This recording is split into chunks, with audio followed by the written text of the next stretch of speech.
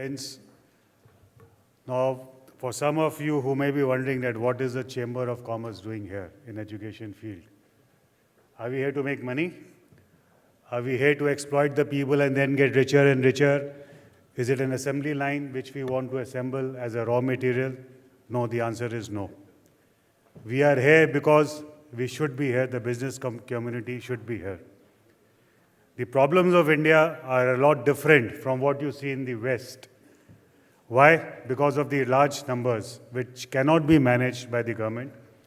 And in my view, with due respect to my friends, the government is there only as a facilitator, that's all. The government cannot educate. It is impossible for the government to educate. We do not even expect our government or bureaucracy to educate us. So we have no misconceptions in our mind. Nowhere in the world does a government educate any people beyond a certain time. What we have to do is to provide the infrastructure and the facilities.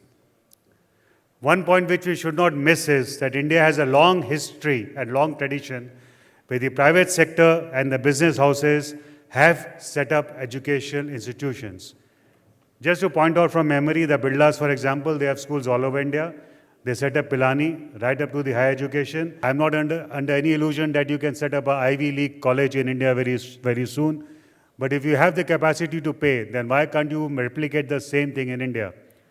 I was speaking to a doctor recently who was talking of the perceived malpractice in the field of medicine.